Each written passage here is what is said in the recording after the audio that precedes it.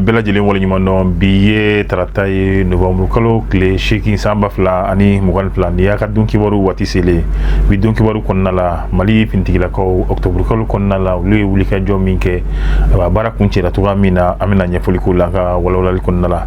alisa mime talike bamachi wale rekoni kilalila ibai ka fo munu kunna kala mulula mali rekoni konna la nonu oluye finitigi nyemawye ayo oluye la sele minke amina andado o rekoni funela kaboy donc kene mi na taleme kadi noye dugutigila ko aleni kramola ko foka oke donye domi na befo oluma journée nationale de légitimité aywa kaseka dugutigila ko olula kodoni o barami penevese na amina andado o rekoni o fenela kabola metanka jamana ko ka kuna foni mi nanyo lusoro farafina foka tase farajila jamana ka amedo nulia ka wala kono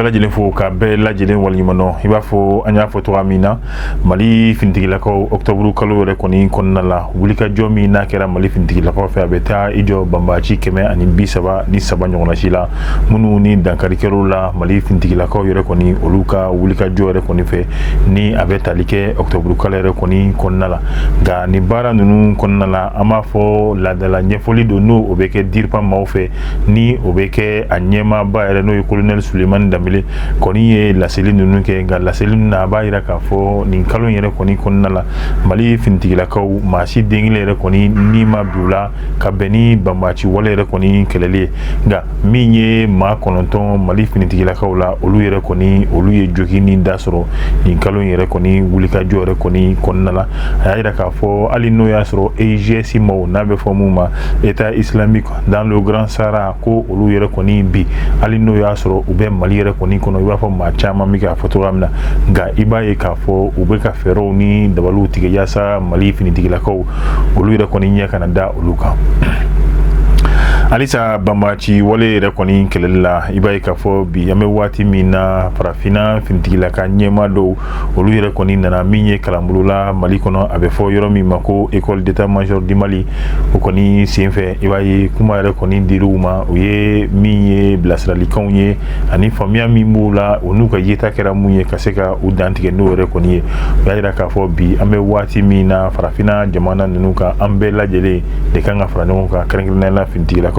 yasa kaseka bambachi wale rekoni akeletuga mina nga na mason ka franonka ibina ika fo bambachu ukoni ubina se ana aunka jamana nunu ukelenkele abela jelen koni betunu yasa kaseka kiso luma akera sisa jakuyani finire de anka aunka franonka yasa kaseka bambachi wale ka kele kabo farafina jamana ka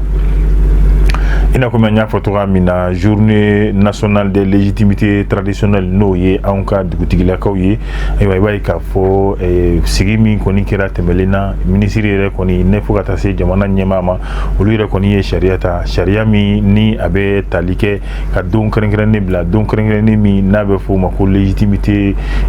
journée nationale de légitimité traditionnelle no ye kasega anka dugutigila ko olu re koni la kodon aywa ni mina kare atako folo obebe novembre kalo kletan ani kelema ga yani ni wati ko fole yere koni che ministiri mi ka bara benembe anga la dalako aleni korolin ko fo kata se minu metalike anga dunan jigiso olu baro bela jelena wa koni ye minye sigike sigimi no kera kuna fundilaw olu yere koni nyekoro ka beni octobre kalo klenani samba fla ani mwan fla ibai ka fo no kera ayre dagaro la aka barakero konnala abe talike labeni na beke ka beni 11 novembre au baroye no ye journée nationale mi ni adileme ankar la de la dugutigu olu yere konima aka kuma konnala abayra ka fo mi metalike légitimité traditionnelle la no oye anka la de la dugutigu ye aywa olu la koduni kabe talike mi me dugu mununye dugu tutige olu bala kase fo kata se dugutigu yere konima abe fo mi ma jamana tigu fo kata se mamunu fenema sigida yere koni nyema ɲɛmaaw n'o ye chef de village chef de quartier ninnu ye ayiwa a ko a bɛ tali kɛ ninnu bɛɛ lajɛlen na ka o bɔ a la minnu ni olu yɛrɛ fɛnɛ ye an ka diinɛ ɲɛfɔbaw ye ani an ka laadalatigiw ayiwa olu bɛɛ lajɛlen yɛrɛ kɔni bɛ sɔrɔ a bɛ fɔ minnu ma ko légitimité traditionnelle o yɛrɛ kɔni kɔnɔna la a tako fɔlɔ o kɔni o kan ka bɛn n'o ye juma natɔla in yɛrɛ kɔni ma ayiwa jamana ɲɛmaaw kɔni y'a yira k'a fɔ o lakɔdeni min o kɔni bɛna kuncɛ ni ɲɛnajɛ ye ɲɛnajɛ min n'a bɛ tali kɛ ayiwa ka ɲɛsin légitimité traditionnelle ni o ye dugutigiw fo ka taa se ani a kɛrɛfɛmaw olu yɛrɛ kɔni bɛɛ lajɛlen lakodɔnni ma jamana yɛrɛ kɔni kɔnɔna la n'o ye Mali ye. ka bɔ yen an bɛ taa an ka jamana kɔ kan kɛrɛnkɛrɛnnenya la Burkina Faso i b'a ye k'a fɔ bi an bɛ waati min na Burkina fo ka taa se Mali ma banbaci wale yɛrɛ kɔni kelen bɛ ka dankariba kɛ ni jamana fila ninnu yɛrɛ kɔni na bi an bɛ waati min na fanga caman olu yɛrɛ kɔni tɛmɛra Burkina i b'a ye gɛlɛya kɔni donna ni mara ninnu bɛɛ lajɛlen na ka sababu kɛ banbaciw olu bɛ ka wulikajɔ min kɛ jamana yɛrɛ kɔni kan o kɛra sababu ye fangaw kɔni ye ɲɔgɔn falen falen bi an bɛ waati min na jamana ɲɛmaa min yɛrɛ kɔni bɛ yen nɔ ni ale tɔgɔ ye Ibrahim Traoré capitaine do ale yɛrɛ kɔni y'a ye k'a fɔ bi an bɛ waati min na fo ka taa u ka finitigilakaw ka t'u kolo don ka hakiliw k'olu fɛnɛ jijɔ halisa o de kɛra sababu ye i b'a ye bin kɛra u ka dugu min kan n'a bɛ fɔ o ma ko Djibo kɔni y'a laɲini a n'a ka délégation ka bɛn ni sibiridon ye octobre kalo tile 5 san 2022 ka wuli ka se n'o ye Djibo u ka 14e régiment min yɛrɛ kɔni bɛ yen nɔ n'o y'u ka finitigilakaw ye yaasa ka se ka taa ka ayiwa fɛn ɲɛfɔli ko olu ɲɛna min bɛ tali kɛ ka se ka hakiliw ni kolow yɛrɛ kɔni k'olu jo k'olu yɛrɛ kɔni fara ɲɔgɔn yɛrɛ kɔni kan a kɛra ka bɛn ni bingali wale in kɛra ka bɛn ni octobre kalo tile 24 san 2022 o yɛrɛ kɔni tɛmɛlen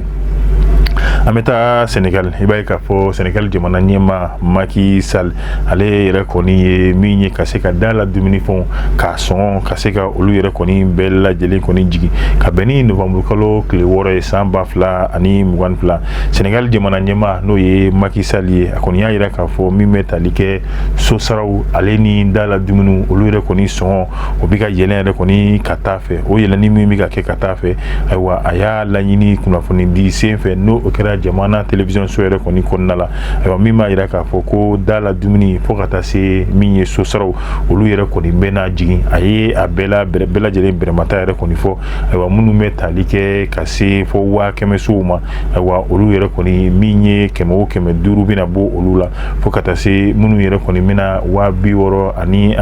sanfɛfɛnw ayiwa mun kan ka bɔ olu la o y'olu kɔni bɛɛ lajɛlen yɛrɛ kɔni fɔ fo ka taa se balo yɛrɛ kɔni ma a y'a yira k'a fɔ balo yɛrɛ fɛnɛ caman yɛrɛ kɔni o bɛna bɔ o la an bɛ waati min yɛrɛ kɔni na tiɲɛ don hali n'o y'a sɔrɔ gɛlɛya yɛrɛ kɔni bɛ yen nɔ min bɛ tali kɛ coronavirus o gɛlɛya fo ka taa se Ukraine ni Russie olu yɛrɛ kɔni ka kɛlɛ yɛrɛ kɔni gɛlɛya bɛ yen nɔ nka so ni ale yɛrɛ kɔni bɛ se 500 ma a yira k'a fɔ 100 o 500 kɔni o bɛna bɔ o la ayiwa min bɛ tali kɛ 60 ka taa bila 100 la ayiwa i bɛna ye k'a fɔ ayiwa donc u bɛna ye k'a fɔ o kɔni na 100 o 100 10 ɲɔgɔnna si o bɛ bɔ o kɔni na nka min bɛ tali kɛ ayiwa ka se 30 ka se a duguma mun bɛ tali kɛ dugumala la fo ka se 30 yɛrɛ kɔni 60 ma hakɛto b'a la ayiwa olu yɛrɛ kɔni ta bɛna kɛ 100 o 100 20 yɛrɛ kɔni bɛna bɔ o yɛrɛ kɔni na a y'a yira k'a fɔ nin baara in bɛ tali kɛ ka ɲɛsin duw ma du minnu ni olu yɛrɛ kɔni ka sara ayiwa ni a yɛrɛ kɔni ka dɔgɔ an bɛ bɔ yen an bɛ taa Congo jamana kan bi an bɛ waati min na i b'a ye Congo jamana olu ka pankuru min yɛrɛ kɔni bɛ yen nɔ n'a bɛ fɔ min ma ko Sukuwa 25 ni o ye Congo jamana ta bi an b'a dɔn waati min na gɛlɛyaba o de bɛ Congo jamana ale yɛrɛ kɔni ni Rwanda jamana yɛrɛ kɔni ni ɲɔgɔn cɛ nka ka o gɛlɛya yɛrɛ kɔni to sen na Congo olu ka avion min ni o ye Sukuwa 25 ye ni kɛlɛkɛ pankuru yɛrɛ kɔni don bari kɛra mun na o de kɔni taara jigin n'o ye Kigali olu ka pankuru jigi kɛnɛ min yɛrɛ kɔni bɛ yen nɔ i b'a ye bi an bɛ waati min na min bɛ tali kɛ ni avion kofɔlen na ale yɛrɛ kɔni kun ka wulikajɔ de kɛra ka bɛn ni M23 min bɛ yen n'o ye banbaciw ye yaasa ka se ka taa olu yɛrɛ kɔni kɛlɛ cogoya min na a yira k'a fɔ an y'a fɔ gɛlɛya o bɛ ni jamana fila ni ɲɔgɔn cɛ n'o ye Rwanda ale yɛrɛ kɔni ni Congo yɛrɛ kɔni ye nka min bɛ tali kɛ Congo yɛrɛ kɔni ɲɛmaaw la olu y'a yira k'a fɔ pankuru min kɔni cunna n'o ye uranda yɛrɛ kɔni jamana yɛrɛ kɔni kan ayiwa fili baaraw ale ni gɛlɛya wɛrɛw de kɔni don nka uranda ɲɛmaw eko olu yɛrɛ kɔni ma sigi a la ko nin tɛ kɛlɛtigɛ wale ni dakɔrɔbɔli de ye ka ɲɛsin olu yɛrɛ kɔni ka jamana yɛrɛ kɔni ma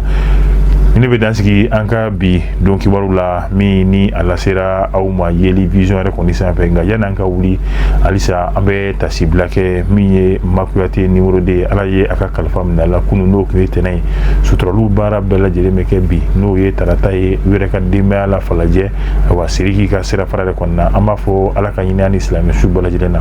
k'an yɛrɛ ɲa k'an ta don kɔnɔ